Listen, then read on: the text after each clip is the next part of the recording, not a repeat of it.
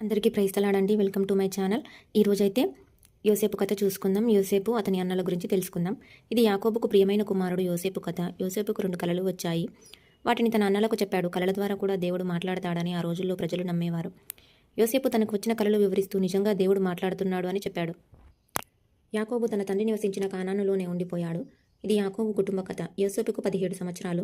తన అన్నలతో కలిసి గొర్రెలు మేకలు కాసేవాడు. అంతేకాక తన అన్నలు చేసే చెడ్డ పనుల గురించి వారి నాన్నకు సమాచారం ఇచ్చేవాడు. యాకోబుకు వృద్ధాప్యంలో యోసేపు పుట్టాడు. అందుకని యాకోబు మిగిలిన కుమారులందరికంటే యోసేపుని ఎక్కువగా ప్రేమించాడు. తన ప్రేమకు గుర్తుగా యోసేపుకు ఒక వదులైన రంగుల చొక్కా కూడా కుట్టించాడు. మిగతా అందరికంటే నాన్న యోసేపుని ఎక్కువగా ప్రేమిస్తున్నాడని మిగిలిన కుమారులందరూ యోసేపు మీద ద్వేషం పెంచుకొని అనాగరికంగా ప్రవర్తించేవారు.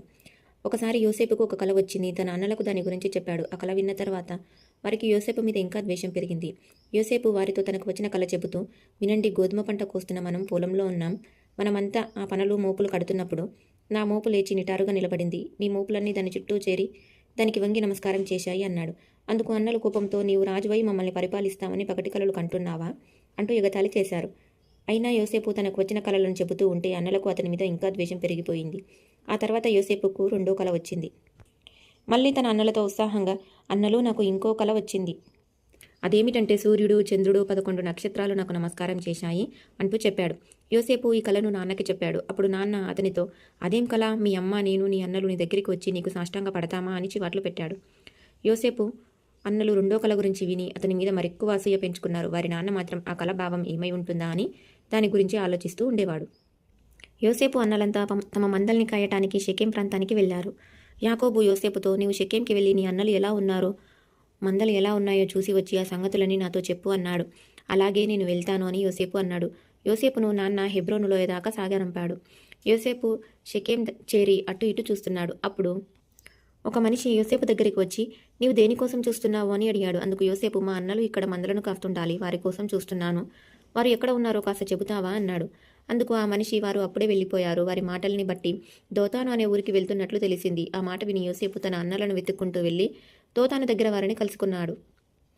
వారు యోసేపును దూరం నుంచే చూసి ఎలాగైనా సరే చంపేయాలనుకున్నారు. యోసేపు వారి దగ్గరికి రావటం చూసి, అదిగో కలలు కనేవాడు వస్తున్నాడు, వాడిని చంపి ఎండిన బావిలో పడేవేద్దాం, వాడిని అడవి జంతువు చంపిందని నాన్నకు మన వారందరికీ చెబుదాం, అప్పుడు వాడు కన్న కలలు ఏమవుతాయో చూద్దాం అని వారంతా కూడబలుక్కున్నారు. అయితే యోసేపు పెద్ద అన్న రూబేను మాత్రం ఆ మాటలు విని చాలా బాధపడ్డాడు. ఎలాగైనా యోసేపును రక్షించాలనుకున్నాడు. మనం యోసేపును చంపొద్దు, వాడికి ఏ హాని చేయొద్దు. అయితే ఒక పని చేద్దాం, వాడిని ఇక్కడ ఉన్న నీళ్లు లేని బావిలో పడవేద్దామని అన్నాడు. యోసేపును చంపకుండా కాపాడి తిరిగి వారి నాన్న దగ్గరికి పంపాలని రూబేను అలా అన్నాడు. యోసేపు దగ్గరికి రాగానే వారు అతను తొడుక్కున్న రంగుల చొక్కాను లాగి చింపేశారు. ఆ తర్వాత యోసేపును ఎండిన బావిలో పడవేశారు. తర్వాత వారు ఆ బావి దగ్గరే కూర్చొని భోజనం చేస్తున్నారు. అంతలో ఈజిప్టు దేశానికి ఇష్మాయేలీ వర్తకుల గుంపు ఒడ్డల మీద సుగంధ ద్రవ్యాలు, సువాసన గల లేపనాన్ని తీసుకుని వెళ్తున్నారు. అది చూసి యోసేపు అన్నల్లో ఒకడైన యూదా మిగిలిన వారితో, మన తమ్ముణ్ణి చంపితే మనకేం వస్తుంది? అందుకని మనం వాన్ని ఈ ఇష్మాయేలీలకు అమ్ముదాం. అలా చేయటం వల్ల తమ్ముణ్ణి చంపామన్న నేరం మనకుండదు. వాడు మన తమ్ముడే కదా అన్నాడు. ఈ సలహాను మిగిలిన వారంతా ఒప్పుకున్నారు. బావిలో నుంచి యోసేపును బయటకు తీసి వర్తకులకు 20 వెండి నాణేలకు ఇష్మాయేలీలకు అమ్మారు. ఆ వర్తకులు యోసేపును తమ వెంట ఈజిప్టు దేశానికి తీసుకెళ్లారు. యోసేపును ఇష్మాయేలీలకు అమ్మివేసినప్పుడు రూబేను అక్కడ లేడు. అతను తిరిగి వచ్చి బావిలో యోసేపు లేకపోవటం చూసి ఎంతో ఏడ్చాడు. తన తమ్ముల దగ్గరికి వచ్చిలో బావిలో యోసేపు లేడు. అయ్యో, నేను ఇప్పుడు ఏం చేసేది అంటూ ఏడుస్తూ అడిగాడు. వారు ఒక మేకపిల్లని చంపి దాని రక్తంలో యోసేపు చొక్కాను ముంచారు. రక్తంతో తడిసిన ఆ చొక్కాను వారి నాన్న దగ్గరికి తీసుకెళ్లి, మాకిది దొరికింది, ఇది నీ కుమారునిదేనా అని అడిగారు. అది యోసేపు చొక్కా అని యాకోబు గుర్తుపట్టి, అవును, ఇది నా కుమారుడు యోసేపుదే. ఏ అడవి జంతువు నా కుమారుని ముక్కలు ముక్కలు చేసింది అంటూ కుమిలి ఏడ్చాడు. తన ప్రియమైన కుమారుడు చనిపోయాడని చాలా కాలం దుఃఖించాడు.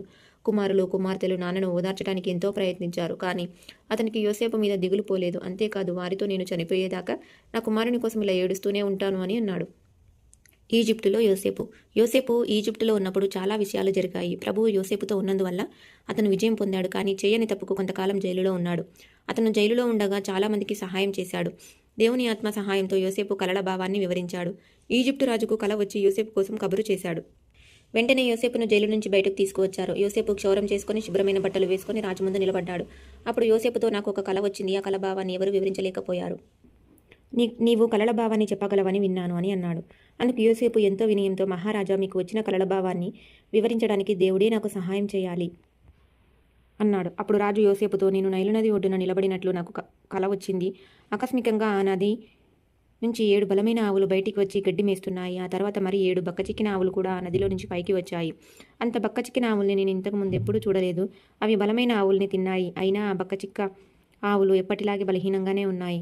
ఆ తర్వాత నాకు మెలకువ వచ్చింది. ఆ తర్వాత నాకు మరో కల వచ్చింది. అందులో ఒకే కాడకు 7 పుష్టి కలిగిన వెన్నులు మొలిచాయి. అవి బాగా పండాయి. తర్వాత చెడిపోయి పేలగా ఉన్న మరో 7 వెన్నులు కూడా వాటి తర్వాత మొలిచాయి. అయితే పుష్టిగా ఉన్న వాటిని పేలగా ఉన్న వెన్నులు మింగాయి.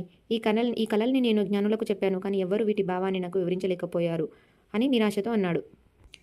అప్పుడు రాజుతో యోసేపు, మహారాజా, ఆ 2 కలల భావం ఒకటే. దేవుడు ఏం చేయబోతున్నాడో అది నీకు ముందుగా సూచించాడు. బలంగా ఉన్న ఆ 7 ఆవులు, పుష్టిగా ఉన్న ఆ 7 వెన్నులు సమృద్ధి గల 7 సంవత్సరాలకు గుర్తు. బలహీనంగా ఉన్న 7 ఆవులు, ఎండిపోయిన ఆ 7 వెన్నులు 7 కరువు సంవత్సరాలకు గుర్తు. 7 సంవత్సరాలు ఈజిప్టులో పంటలు సమృద్ధిగా పండుతాయి. ఆ తర్వాత 7 సంవత్సరాలు కరువు వస్తుంది. ఆ కరువు ఎంత భయంకరంగా ఉంటుందంటే ప్రజలు ముందు ఆనందంతో అనుభవించిన 7 సంవత్సరాలని కూడా మర్చిపోతారు. కరువు దేశాన్ని నాశనం చేస్తుంది. ఆ విషయాన్నే మీరు రెండోసారి చూశారు. ఇది దేవుని ఏర్పాటు కనుక దేవుడు దాన్ని తొందరలో జరిగింపబోతున్నాడు అని చెప్పాడు. అంతేకాకుండా మహారాజా, జ్ఞానం గల మంచి సమర్థుడైన ఒక వ్యక్తిని దేశ వ్యవహారాలు చూడడానికి నియమించాలి. మరి కొందరు అధికారుల్ని కూడా ఏర్పాటు చేయండి. 7 సంవత్సరాల్లో సమృద్ధిగా పండిన పంటల్లో నుంచి 5వ వంతు ధాన్యాన్ని ప్రజల దగ్గర నుంచి సేకరించాలి. అలా సేకరించిన ధాన్యాన్ని నగరంలో ఉన్న కొట్లలో భద్రం చేయాలి. కరువు ఉన్న 7 సంవత్సరాలకు కొట్లలో భద్రం చేసిన ధాన్యం వస్తువులు ఉండకుండా దేశ ప్రజలందరికీ సమృద్ధిగా సరిపోతుంది అని యోసేపు రాజుకు సలహా ఇచ్చాడు. ఈ సలహాను రాజు, ప్రభుత్వాధికారులు అంగీకరించారు. అక్కడున్న వారితో, యోసేపును మించిన తెలివైన వాడు మనకు దొరకడు. అతనిలో దేవుని ఆత్మ ఉంది అన్నాడు. ఆ తర్వాత రాజు, యోసేపు, దేవుడు ఇవన్నీ నీకు చూపించాడు. అది కాక నీవు అందరికంటే తెలివైన వాడివని నాకు తెలుస్తోంది. నిన్ను నా దేశానికి అధిపతిగా నియమిస్తున్నాను. నా ప్రజలంతా నీ ఆజ్ఞకు లోబడి ఉంటారు. నా తర్వాత అధికారం గలవాడివి నీవే. ఈజిప్టు దేశం అంతటి మీద నిన్ను అధికారిగా నియమిస్తున్నాను అన్నాడు.